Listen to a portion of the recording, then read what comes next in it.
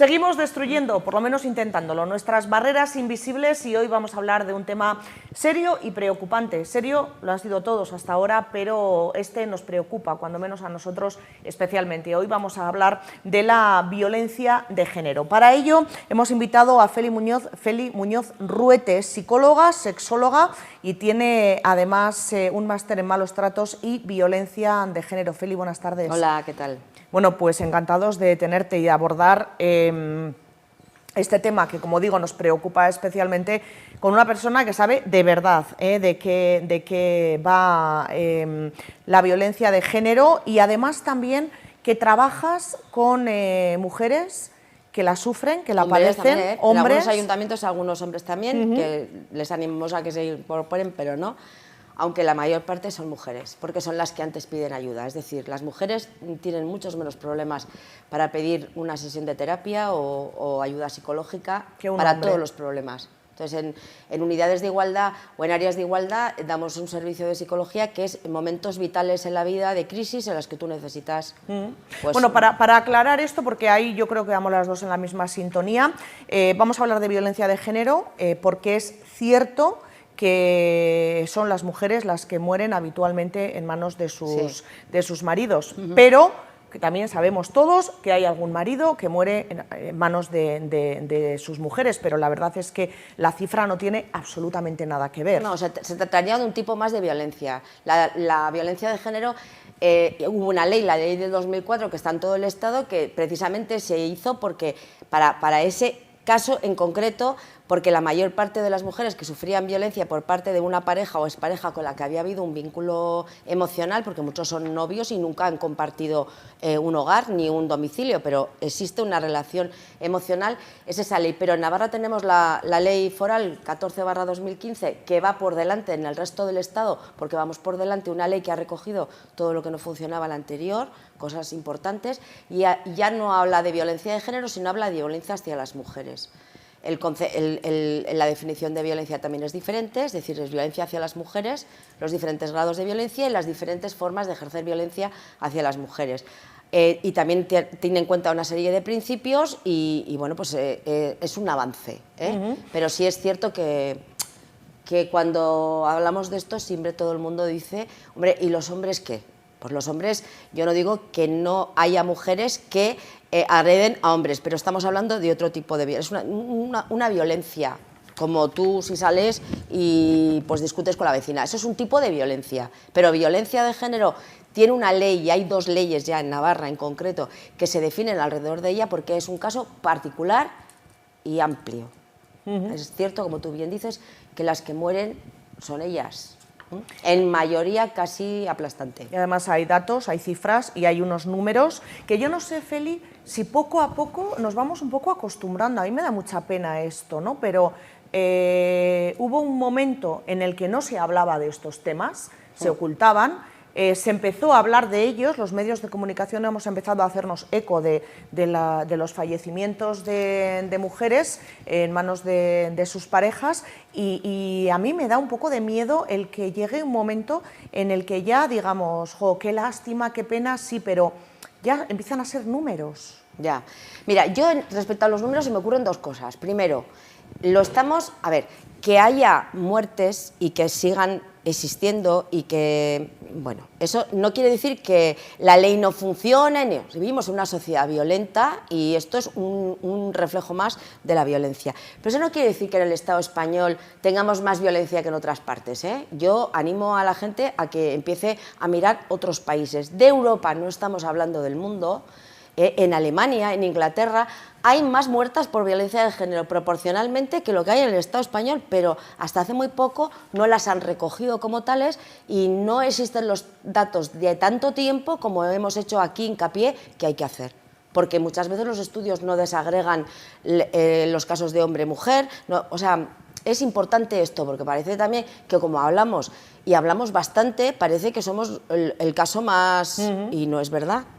O sea, lo estamos haciendo bien y somos un ejemplo y una referencia en cuanto a leyes que hacen mención a esto, precisamente porque nos lo hemos trabajado bastante y llevamos mucho tiempo recogiendo datos y analizando qué es lo que pasa. Pero sigue existiendo, ¿no? Sigue existiendo, porque la violencia, sí, pues la violencia es estructural y esto es un reflejo más de la violencia. Pero es una violencia que tiene que ver con un tema de poder. Yo creo que nuestras relaciones están bastante desequilibradas y todavía hoy en día en las relaciones hombre o mujer hay un desequilibrio. Lo que pasa es que cada vez más hay personas que insisten en que ya hemos conseguido la igualdad. Y cuando yo digo igualdad siempre me estoy refiriendo a igualdad de derechos y deberes.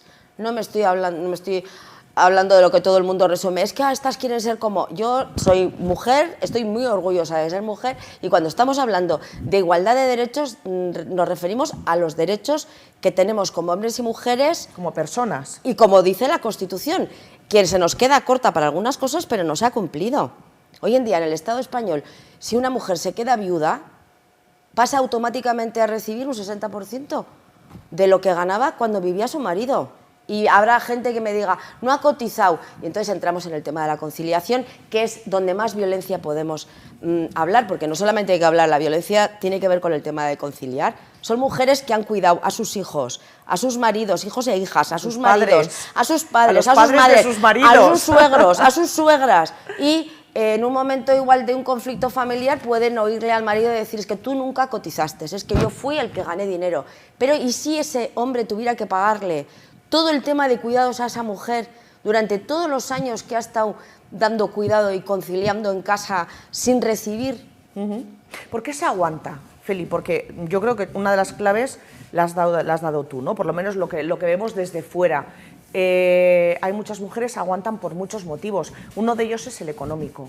Uno es el económico. Eso ya te diría aguantar porque no le ve salida, porque son mujeres que llevan mucho tiempo fuera del ámbito laboral.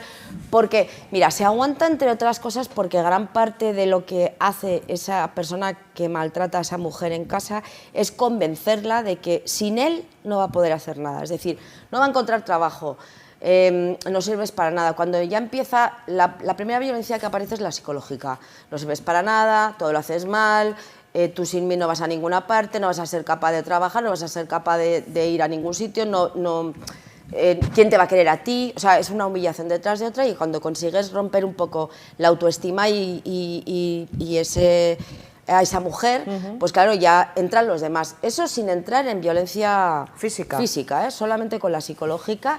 Y luego está la económica, que es cierto que hay mujeres que, por su propio rol de mujer, porque si hay dos personas que trabajan en casa, el hombre y la mujer, en el momento en que nace el primer hijo, pues igual generalmente las mujeres somos las que tenemos el trabajo más precario, que ganamos menos, que ya dejo yo, ya me cojo una excedencia yo, ya me quedo yo... Que hay hombres que dicen, ¿y poco cómoda que estás? Yo a esos hombres les diría, bueno, mira, deja de trabajar una temporada, que es por lo que hemos hablado de las conciliaciones de los hombres también, ¿no? Que los padres concilien también y que se cojan un esto de paternidad y que estén a hora completa y a tiempo completo en casa cuidando a ese bebé. Y tú me dices si vives tan estupendamente. Es un poco con lo que hemos comentado, ¿no? Del tema económico, que es verdad que parece como que las amas de casa no hacen nada, ¿no? Sí. Y se dice, se trabaja... No, es que no trabaja, no trabaja fuera de casa, ¿no? Pero trabaja dentro, o no gana dinero, ¿no? Pero no, y trabaja, aunque no gane y todo tampoco lo que ha aportado dinero, ¿no? esa mujer a la economía familiar, no directamente ganando, sino...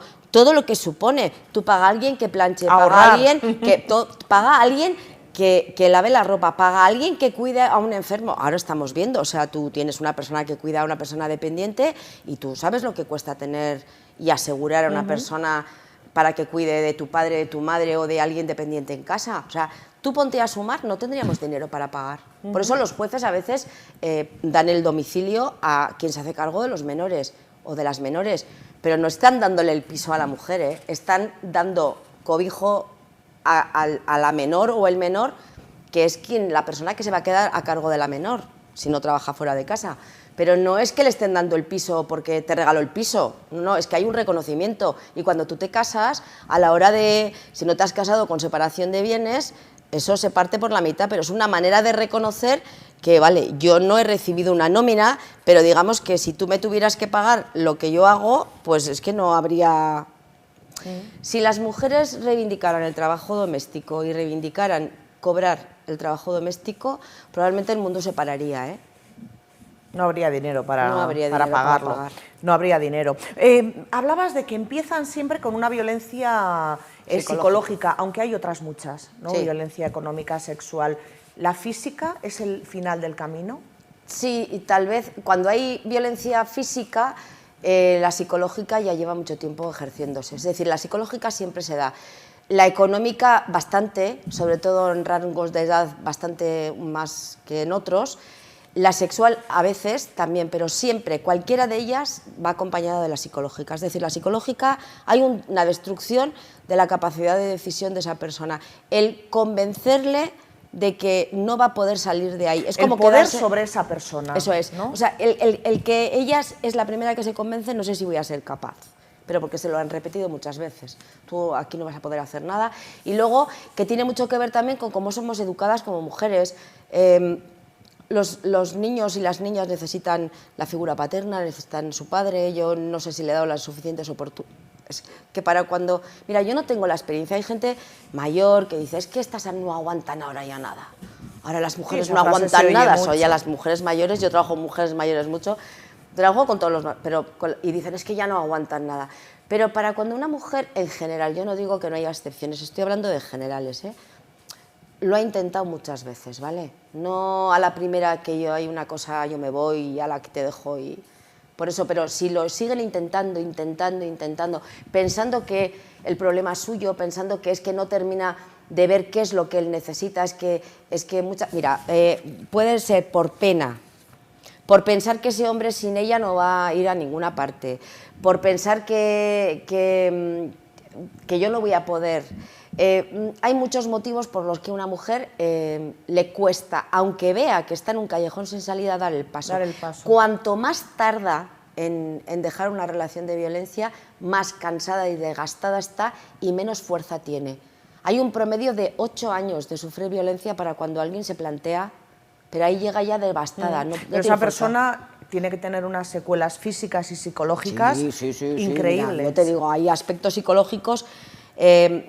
muchas veces, ahora estamos trabajando mucho con los médicos médicos de atención primaria y de familia, también con salud mental, porque hay una serie de síntomas que cogidos en su conjunto, lo que pasa es que son tan difusos que cuesta verlos. Por ejemplo, todo lo que tiene que ver con dolores musculares, dolores de cabeza, cosas tensionales, problemas alimentarios, problemas de sueño, que si te das cuenta también son comunes a muchas enfermedades, pero el cuadro es completo, angustia, ansiedad, y no se le pregunta igual a una mujer, ¿pero usted por qué no duerme bien?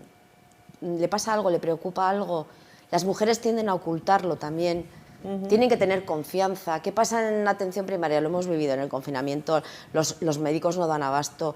Esas conversaciones que tenían antes los médicos, ¿no sabes?, que iban a tu casa, que sí, tranquilamente, ¿y qué tal ¿no? estás? Y entonces ya daba más pie a la confesión, pero claro, en 5 minutos y con todo el mundo que hemos tenido ahora, pues ¿no? Es difícil contarle a tu médico, mire, es que yo pues, tengo un problema en casa. Y hablando, Feli, de enfermedades...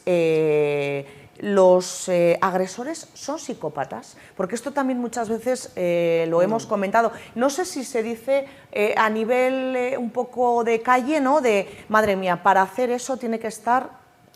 ¿Sabes lo que pasa? Que yo entiendo que algunos hombres no entienden, porque cuando tú hablas de los agresores, se sienten como... Pero ¿cómo...? Porque... Como no lo hacen ellos, piensan que no lo hace nadie. Y algunas cosas que estamos hablando aquí, pues claro que cada vez hay más hombres ayudando en casa, pero es que seguimos estando 2 horas más con las labores domésticas que ellos. Las mujeres que los hombres. Tenemos una media. Entonces, lo que tú dices, mira, no hay un perfil del agresor, no hay un perfil, no hay personas, hay hombres con muchísimos estudios, jueces, médicos, hay hombres con pocos estudios, profesionales, fontaneros, policías, hay en todos los gremios y en todos los que tú hay agresores. Sí, gente con dinero, gente sin dinero. Gente con dinero, gente sin dinero, gente con mucha educación, con mucho título, gente que gana mucho dinero, gente que gana muy poco, gente que bebe mucho, que consume drogas. Porque esto, Feli, también también lo que decías, ¿no?, de la educación, algo que oímos también mucho, ¿no?, cuando vamos los periodistas, una vez que ha ocurrido un hecho, y los vecinos dicen, uy, si es que era muy majo, Claro. si es que era una familia, si es que se llevaban Mira, solo muy hay bien. dos cosas que se repiten bastante y que se ha podido consensuar. Una es que tienen dos caras, es decir, que su comportamiento en público no es el mismo que en su casa y sobre todo con su pareja. O sea, en familia, cuando traspasan la puerta de casa no tiene nada que ver con la calle. Y hay amigas y amigos que, bueno, dicen y salen en el periódico, en la televisión, diciendo, un chico educadísimo, bueno, a mí me ha ayudado a subir las bolsas, las no bolsas, pero es así educado contigo. No quiere decir que sea así con su mujer o con sus hijos e hijas. Entonces, esa es una característica, y luego el desprecio o la infravaloración por todo lo que tiene que ver con lo femenino. O sea, en el fondo, cuando hay una forma de ver a lo femenino, a la mujer, a las mujeres como algo menos valorado. Inferior, ¿no? Inferior. Eso también, lo que pasa es que como está mal visto, no lo suelen expresar tan claramente. O sea, es gente también que de alguna manera le preocupa lo que piensen los demás de ellos. Sí, muchísimo. ¿no? Y de hecho suelen tener una muy buena imagen de cara al exterior. Una de las cosas que el maltratador hace, aparte de la devastación emocional y del maltrato psicológico, es también el maltrato que le llamamos social, que es terminar con todas las relaciones de amistad y familiares de esa mujer. Es decir, la lleva poco a poco a enemistarse con familiares próximos, o sea, personas importantes para ella. Sí, que le puedan ayudar en un momento dado Eso o que le puedan hacer sombra a él, ¿no?, en la vida de ella. Eso es, hasta que, claro, si tú solamente cuentas con una referencia que es esa persona, pues no puedes contrastar un poco a ver si esto es hasta cierto punto normal. Esto que me está pasando es hasta cierto punto normal. Yo he tenido consultas increíbles, yo me acuerdo, yo trabajé en Tudela, en el primer centro que se abrió en Navarra, que era municipal, el ayuntamiento, luego ya pasó a ser gobierno de Navarra, pero había gente que te llamaba con preguntas como, oye, ¿es normal que yo quiera...? Pues me acuerdo de una chica que acababa de tener una criatura, pero de días, te estoy hablando de meses, y hizo una llamada solo para ver si era normal que ella quería hablar con su madre para preguntarle cosas. Oye, mamá, que tiene aires, oye, mamá... Porque al otro no le parecía bien, a su marido no le parecía bien que hablara con su madre. Preguntas como muy que dices tú, bueno, por favor, pero ella se cuestionaba si era normal el querer preguntarle a su madre o el hablar con su madre. Si ella tenía la culpa de que estaba pensando en hacer algo que no estaba bien, ¿no? Eso es. Al final Entonces, volvemos un poco a lo mismo, ¿no? A ese pensar que la culpa es de estas personas, claro, ¿no?, porque se han encargado de aislarlas totalmente pero te quiero y de decir que una menospreciarlas. mujer que tienes tus amistades, ni se te ocurre pensar que alguien pueda tener que pedir permiso para hablar con su madre, con su padre, o que incluso se cuestione, porque no voy a hablar yo con mi madre, y más en este momento. Entonces, el control sobre el acceso a otras personas también es importante, y así esa mujer se siente mucho más vulnerable, mucho más, pues seré yo la que estoy equivocada. ¿Cuándo es cuando la mujer hace clic? ¿O no hay un momento, o no sé, a mí muchas veces me da la sensación de que en algunos casos no dan el paso porque la sociedad tampoco les damos las herramientas suficientes para que lo puedan dar, para que se sientan bien, para que, no sé, ¿no?, por lo típico que se dice siempre, los mitos, ¿no?, de algo habrás hecho, de si es majísimo lo que decíamos, cómo te va a estar maltratando. ¿Sabes lo que pasa? Que la relación de pareja, la ruptura de una relación de pareja, aunque cada vez la sociedad intenta ser más... o sea, tu educación como mujer, como pareja, y la educación como hombre, como parte de la pareja, no le supone lo mismo. Yo te digo lo que veo, y ojalá eso vaya cambiando, pero... no te cuestiona tanto una separación a un hombre como a una mujer en cuanto a si tu papel lo has hecho bien o mal. O sea, nosotras nos cuestionamos más todo. Sí, ¿no? Yo no he sido, pues igual no le he dado lo que él necesitaba, no le he dado, no sé si he sido... Podía haberlo hecho mejor. Eso, no sé si le he dado todas las oportunidades que, no sé, o sea, es como que te cuestiona mucho más tu papel como mujer, el hecho de una ruptura, como si fuera un fracaso, como si tú consideraras que el fracaso de esa pareja es más responsabilidad tuya, cuando pareja, como su propia palabra dice, es de dos. y tanta responsabilidad tiene uno como otro. Como la otra, ¿no? Entonces, sí, pero ahí entra igual también la educación de la que hablabas, es, ¿no? Que hemos recibido las mujeres del centro de la familia, de los hijos, del marido, de... Y que tú has hecho algo mal si eso se rompe. Y tiene mucho más peso para ti que para ellos. ¿Que eso hay que cambiarlo? Cierto. Igual que la maternidad y la paternidad, hasta el momento ha habido muchas diferencias y, oye, pues te puedo decir que hay gente en estos momentos joven que comparte tanto las labores de conciliación como a la hora de tener un crío pequeño, quién se queda, quién no se queda, y ojalá esto vaya aumentando. Pero estas personas que concilian no pueden entender esto que estamos hablando porque piensan que esto...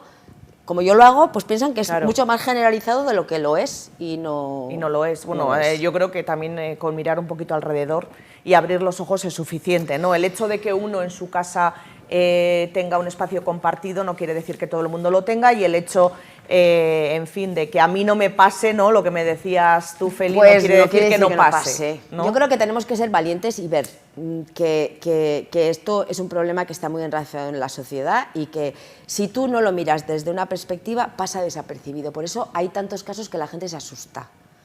Porque tú piensas que los demás piensan como tú, pero en todo. Hasta que de repente descubres... Sí, que lo tuyo es lo normal, ¿no? Eso, cuando lo normal, ¿qué es? Lo frecuente, lo que hago yo, lo que, pues igual lo frecuente, lo normal es la media, pero la media igual no coincide con ninguno de los casos. Yo esto siempre les cuento en las conferencias a los jóvenes, y es muy gracioso porque siempre se hacen estos estudios de cuántas relaciones sexuales tiene una persona a la semana, y entonces cogen y a uno le preguntan 10, al otro 5, al otro 3, y sale una media de 4, y si te pones a mirar a la gente que le han preguntado, no es ninguno del caso. Y todo el mundo preocupado porque no llego, porque me paso, porque... Pues esto es igual, o sea, como no me pasa a mí, parece que no pasa, ¿no? Pero sí pasa, pasa. Y desgraciadamente muchas veces acaba de la peor de las maneras. Y hay otra cosa que yo creo que tenemos que empezar a cuestionar, cómo enfocamos nuestras relaciones afectivo-emocionales, porque yo creo que esto es una cuestión de grado. O sea, no es, las muertas es el 10, digamos, pero entre el 0 y el 10 esto es como la fiebre. Tú tienes 36, pero hay personas que de fiebre normal tienen todos los días, de temperatura normal tienen todos los días casi 37, hay gente que tiene 35,5. Entonces, claro, fiebre ya es que sube el grado, pero sube poco a poco. Pues los índices de violencia en algunas relaciones y en algunas personas suben, pero es que está ahí. Entonces, nos tenemos que empezar a trabajar nuestras relaciones afectivo-emocionales, pero a todos los niveles. Las de las amistades, las de la familia, la de los padres, madres, hermanos, todas las relaciones que para ti son importantes, hay que empezar a cuestionarse hasta qué punto funcionamos con consensos, hasta qué punto funcionamos, esto lo digo yo y aquí se hace, porque a veces somos más autoritarios y autoritarios de lo que nos parece. O nos gustaría. Sí, nos gustaría. Yo creo que funcionamos entre me gustaría... Y mira, está todo el tema del amor romántico, el tema de la influencia de la pornografía. La pornografía, que ya sabes que hay un debate muy amplio, que eso para otro día, porque tenemos para un programa entero. Sí, que vamos a hablar otro día, aprovechando, pero vamos a hablar de los jóvenes, ¿no? Que tiene mucho que ver todo esto. Yo creo que esto la pornografía, el amor romántico y un poco todo esto lo vamos a dejar para otro programa porque es un tema que me interesa, básicamente por lo que te comentaba, ¿no? Feli, que yo lo digo siempre, yo pensaba que esto era una cuestión generacional, que la violencia de género, cuando empezásemos a formar familias, las personas que más o menos teníamos una preparación, no digo solo de estudios y de la vida, de valores, de cosas importantes. Esto iba a cambiar y yo me estoy dando cuenta de que esto sigue y de que las edades siguen siendo muy variadas a la hora de conocer, ¿no? Los casos de violencia, y que sí, que es verdad que hay gente mayor, pero que hay muchísima gente joven. Y mucha gente joven. Pero claro, tenemos que ver dónde aprenden videojuegos, películas, pornografía. O sea, a ver, y tú si te das cuenta, es que parece que ver una película violenta no hace nada. Y yo soy súper fan de ver películas policíacas, asesinatos, homicidios, pues novela negra. Pero a ver, esto... Si tú estás continuamente viendo sexo junto a violencia, utilización de una mujer, luego también cómo estamos educando a otros niveles también a las nuevas generaciones, la capacidad de frustración, quiero esto y lo tengo, en fin, bueno, eso ya hablaremos luego porque... Yo creo que es importante que nos cuestionemos cómo enfocamos nuestras relaciones afectivas, las principales y las importantes para nosotros y para nosotras. ¿Qué les podríamos decir a mujeres que ojalá, bueno, iba a decir, ¿no? Ojalá no sea ninguna, pero bueno, podemos tener entre las personas que nos están viendo ahora mismo mujeres que estén sufriendo algún tipo de violencia, que insistimos, no tiene por qué ser física. No, puede ser de muchos tipos. ¿Qué se les puede decir? Mira, yo creo que hay recursos. ¿Dónde pueden encontrar ayuda, ¿no? y apoyo? Yo creo que hay recursos profesionales. Yo creo que hay sitios como los equipos de atención integrales de atención a víctimas de violencia que tienen terapia, tienen abogadas, abogados, tienen trabajadoras sociales, se les puede informar, pero hay gente que no quiere entrar en un recurso específico para eso, pero hay otros sitios donde tú puedes hablar. Yo a estas mujeres les diría, a ver, tienes que darte cuenta, tú ya te has dado cuenta que esto le has dado muchas oportunidades y esto no funciona. Infórmate legalmente, pero sin decir a todo el mundo, me voy, porque claro, eso puede provocar un episodio. Infórmate del derecho que tienes, porque muchas veces les engañan. Tú, te voy a dejar sin nada, te voy a quitar a los hijos, te voy a... Entonces, claro, ellas, en vez de contrastar a ver si esto es como están diciéndole, como está diciéndole él, porque él ya está dándose cuenta, por ejemplo, que igual, pues no se quedan con esa información, porque lo que me ha dicho él es que me va a quitar a los críos, me voy a quedar sin nada, que se informen, que busquen.